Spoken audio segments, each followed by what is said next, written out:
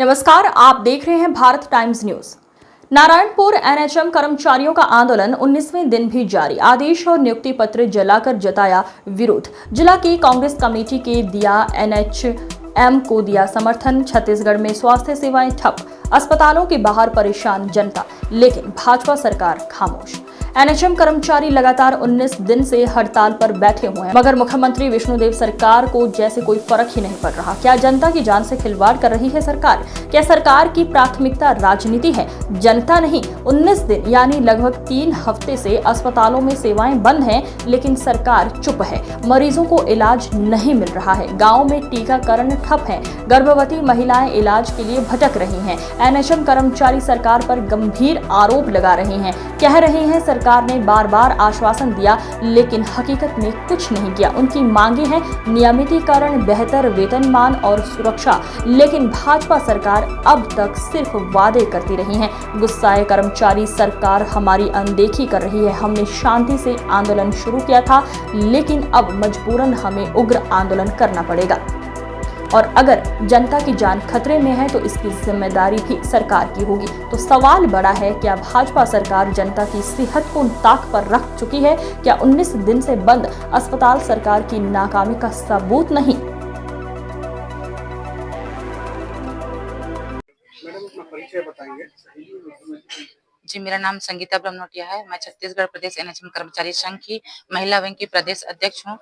मैं आपको बताना चाहूंगी कि आज हम लोग 18 अगस्त 2025 से मतलब अब तक अनिश्चितकालीन आंदोलन को करते हुए 19 दिन पूरे हो चुके हैं, और हमारी 10 सूत्री मांग है जिसको आज तक हमारी सरकार ने पूरा नहीं किया है।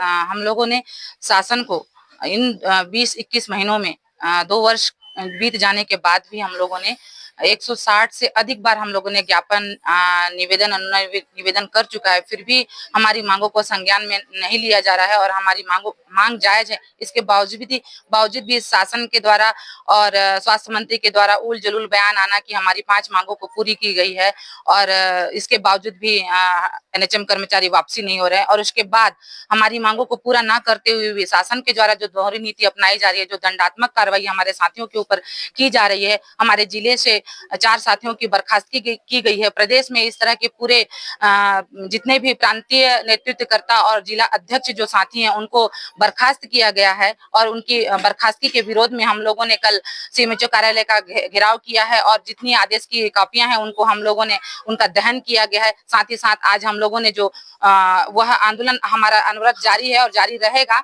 इस उपलक्ष्य में हमारे यहाँ जो कांग्रेस के प्रतिनिधि है वो हमारे मंच पे आके हमारा पूरी तरीके से भौतिक और नैतिक समर्थन देने को तैयार हैं कि हमारे साथियों के साथ अगर शासन के द्वारा दमनकारी नीति अपनाई जाती है तो उसका पूरा विरोध करने के लिए वो हमारे समर्थन में आज यहाँ आए हुए हैं।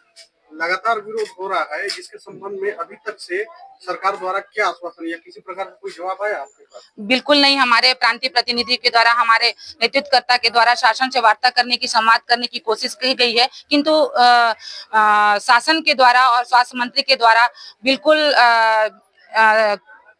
संतुष्टजनक जवाब ना होने के कारण हमारे सभी प्रदेश के कर्मचारी आक्रोश में हैं। इस आक्रोश की वजह से हम लोगों ने कल सामूहिक इस्तीफा दिया है। इसके बाद यह हड़ताल बिल्कुल अनवरत जारी रहेगी। जब तक हमारी मांग को पूरी नहीं की जाएगी तब तक यह हड़ताल जारी रहेगी, और हमारी प्रांतीय टीम का जो भी निर्णय आएगा हम उसके साथ में हैं।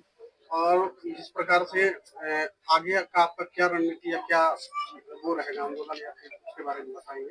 जी बिल्कुल बताना चाहूंगी कि अगर शासन फिर से हमारे साथ अगर छलावा करती है या किसी तरीके का कार्रवाई के लिए हमारे ऊपर कार्रवाई करती है, तो हम बिल्कुल, हमारी पूरे प्रदेश के 16,000 कर्मचारी इस चीज के लिए एकजुट हो चुके हैं। अब यह उग्र प्रदर्शन के लिए हम बाध्य होंगे, और कहीं ना कहीं अब इस बार आर पार की लड़ाई है, नियमितीकरण हम लेके रहेंगे।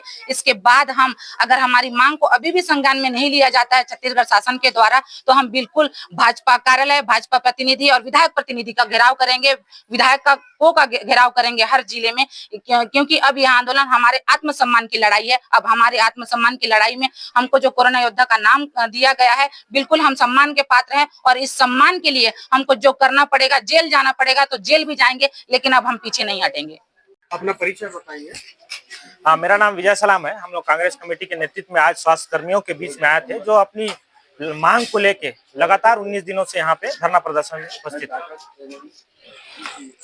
तो मतलब यहाँ पे आकर के आप एनएचएम कर्मचारियों को क्या आश्वासन दिए?